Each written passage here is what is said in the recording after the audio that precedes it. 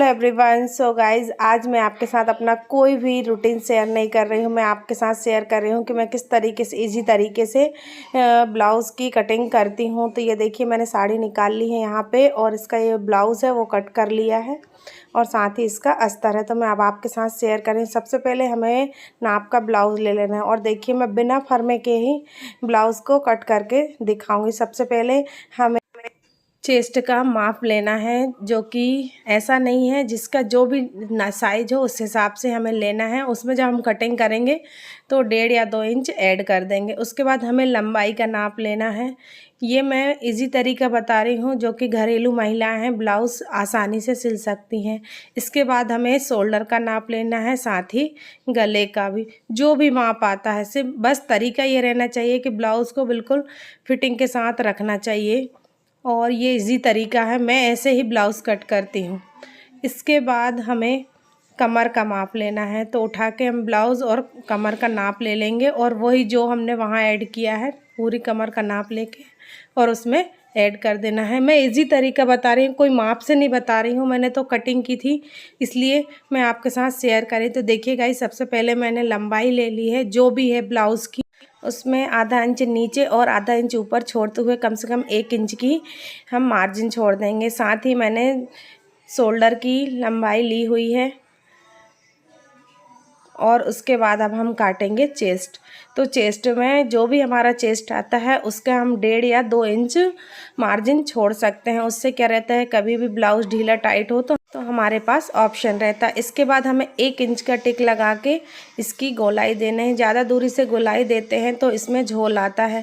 और इसके बाद अब हमारी आती है आर्म होल की बारी। ये प्लस पॉइंट होता है ब्लाउज़ में, कभी भी हो हमें सबसे पहले आर्म होल का ही नाप लेना चाहिए, जिससे कि शोल्डर की फिटिंग होती है। उसके बाद आता है हमारा गला। चाहे तो आप लंबाई नाप के भी गला ले सकते हैं। और देखिए, मैं इसी तरीका बताती हूँ। आप गले को दोनों शोल्डर से पकड़िए, नीचे से उसकी गले का निशान लगा के बस उसको इस तरीके से बिठा के गले को, और आप इजी तरीके से कटिंग कर सकते हैं। इससे क्या होता है, गला बड़ा या छोटा नहीं होता। जिस माप का रहता है उनका उसी माप से हल्का सा खींच के और निशान लगा लेना। तो देखिए गाइस, हमारा बढ़िया तरीके से ये गले की फिटिंग आ गई है। और इसके बाद हमें कमर का माप लेना है। तो कभी कभी क्या होता है, किसी का चेस्ट कम होता है और कमर का जो भाग है वो बढ़ा हुआ है, तो पहले हमें कमर के भाग का भी नाप ले करके और फिर इस तरीके से कटिंग करनी है। इसके बाद मैं ये पल्ला कटिंग कर लूँगी, क्योंकि जो कि हमारा आगे के पार्ट काटने में मदद करेगा। तो देखिए, मैं किस तरीके से बिना फरमे के ब्लाउज़ कट कर लेती हूँ। और अगर आप चाहें तो मैं डिटेल में भी आपको ब्लाउज़ कट करके दिखा दूँगी। ये तो मैंने वीडियो ट्राई किया था कि चलिए मैं काट रही हूँ तो शेयर करती हूँ, हो सकता है आपको हेल्पफुल लगे।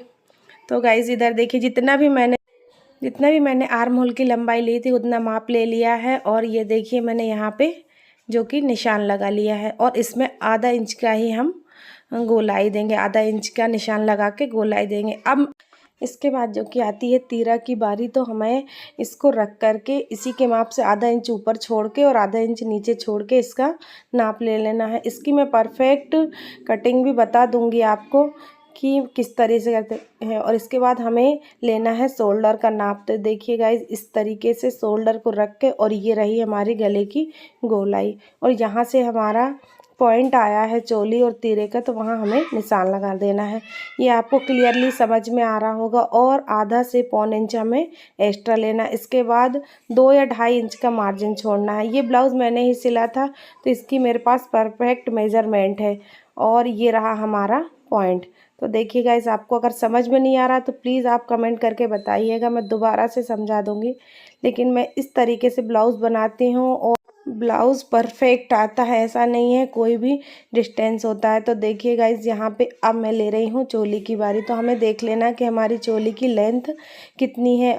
और ये कटिंग के बाद जब जुड़ेंगी ना, तो इसमें अपने आप ही मार्जिन निकल आएगा, क्योंकि हम यहाँ पे 2.5 से 3 इंच का मार्जिन निकाल के देंगे। देखिए यहाँ पे ये तो हमने 2.5 इंच का, ये कम का है नाप इसका, इसलिए हम 2.5 इंच दे रहे हो। जितनी बड़ी चोली रहती है उस हिसाब से हमें देना रहता है। तो देखिए गाइस, अब मैं आपको इसमें पट्टा रख के दिखा दिया है मैंने कि देखिए परफेक्ट नाप आ रहा है और ये आ रहा है हमारा मार्जिन।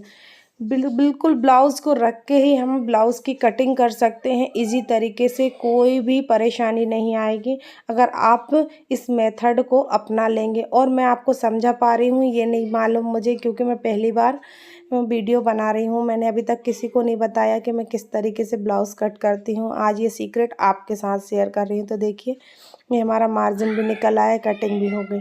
और अब इसके बाद अब हम कटिंग कर लेंगे और इसी में हम नीचे पट्टे का भी माप लेके निकाल लेंगे। इस तरीके से ब्लाउज़ कट करने से क्या होता है कि हमारी चोली तीरा जो भी है सब निकल आता है। वैसे तो ओरिजिन पट्टी करके काटना चाहिए चोली को, लेकिन देखिए अब जब ये कट के जुड़ेंगी ना तो अपने आप ही ये ओरिब हो जाएगी। देखिए गाइज़, अब यहाँ पे मैंने ब्लाउज़ कट कर लिया हो और फिक्स नाप आया है, ऐसा नहीं, मैं ब्लाउज़ सिलाया भी आपको दिखा दूँगी। और अब ये बचे हुए कपड़े नीचे के बेल्ट पट्टी जो है उसको निकाल लेंगे। तो हमें ब्लाउज़ का ही माप लेके बेल्ट पट्टी निकाल लेना है। तो इधर देखिए मैंने बेल्ट को रखा है और इसको मार्जिन देके 1.5 या 2 इंच का मार्जिन देके और उन्हीं पट्टियों को रख के मैं कटिंग कर लेंगे। अगर आपसे सीधी नहीं लाइन आती है तो आप बेल्ट या स्केल की सहायता से भी कर सकते हैं, लेकिन मेरे को क्या है हैबिट हो गई है तो इसलिए मैं कर ले रही हूँ। हल्का सा हमें घुमा के, ज़्यादा डिफरेंस नहीं रखना है क्योंकि यहाँ पे भी झोल आ जाता है नहीं तो। इसके बाद अब हम कटिंग करेंगे हमारी स्लीव्स की। तो देखिए गाइस, जो भी आता है मार्जिन वो तो ठीक है, वैसे तो हम मेजरमेंट लेके कर सकते हैं कटिंग, लेकिन मैं आपको ब्लाउज़ रख के कटिंग दिखा रही हूँ। तो देखिए मैं आस्तीन की कटिंग भी आपको ब्लाउज़ रख कर ही करने के बताऊँगी। और डिफरेंस बस इतना होना चाहिए, ज़्यादा बड़ी आस्तीन होती है तो 3 इंच और अगर छोटी आस्तीन होती है तो 2.5 इंच, इतना मार्जिन ऊपर शोल्डर से लेके नीचे तक का होना चाहिए। तो देखिए मैंने आस्तीन रख कर ही आपको नाप करके दिखा दिया है। परफेक्ट मेजरमेंट इसलिए नहीं दिखा रही हूँ क्योंकि मैंने ब्लाउज से का माप लेके ही कट करके बताया है। जो भी नाप हो, ऐसा नहीं है कि ये मेरा ब्लाउज़, अगर आपके पास भी आपके ब्लाउज़ है तो आपको इस तरीके से उसकी कटिंग कर सकते हैं। ये मैंने चोली कट ब्लाउज़ की कटिंग दिखाई है। अगर आप बोलेंगे तो मैं टक्स वाले, प्रिंसेस सभी की कटिंग बता दूंगी और बहुत ही इजी तरीके से, जिस तरीके से मैं सिलाई करती हूँ। घरेलू महिलाएं जो कि सिलाई सीख सकती, आजकल नई से नई डिज़ाइन हो उसका भी ऐसा नहीं है, इजी मेथड होता है।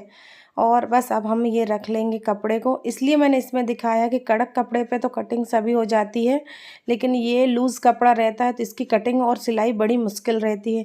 लेकिन फिर भी मैं फिनिशिंग के साथ आपको इसकी सिलाई तो नहीं दिखा पाऊँगी, लेकिन बना हुआ ब्लाउज़ की मैं ज़रूर आपको दिखा दूँगी। और मैं इस तरीके से ही सिलाई करती हूँ और अभी तक मुझे कम से कम 12 साल हो गए सिलाई करती हुई। और ये इजी तरीका मेरा ही है, मैंने कहीं से चुराया नहीं है, ये मेरा तरीका है। इस तरीके से मैं ब्लाउज़ कट करती हूँ और 100% मेरे ब्लाउज़ हमेशा परफेक्ट ही बनते हैं। बहुत कम होता है कि मुझे सिलाई की ज़रूरत पड़े, कभी मैंने किसी को फिटिंग भी करके नहीं दी है। सो गाइज़, ये देखिए हमारा ये है तरीका, और एक बार आप बना के करके देखिएगा। अगर आपको कोई भी डाउट हो तो प्लीज़ मुझसे शेयर कीजिएगा, मैं बिल्कुल क्लियर कर दूँगी। और जो ये साड़ी का कपड़ा निकला है इसको मैंने खींच के देखा तो ये और भी निकला है, तो इसकी अब हम लगा देंगे पाइपिंग, जो कि बहुत ही सुंदर दिखेगी।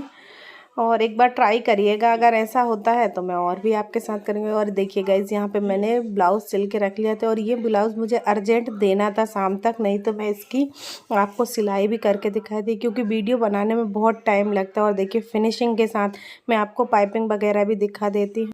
और गाइज़, आप लोग लाइक देने में कंजूसी करते हैं, प्लीज़ एक लाइक से मुझे कोई भी प्रॉफिट नहीं होने वाला है, बस मोटिवेशन बढ़ता है मेरा। तो प्लीज़ गाइज़, थोड़ा सा भी पसंद आए तो लाइक कर दीजिएगा, और नए आए हैं चैनल पे सब्सक्राइब कर लीजिएगा। मेरा कोई सिलाई का चैनल नहीं है, पर मैं आपको अपने ट्रिक्स शेयर कर रही हूँ। जय माता दी।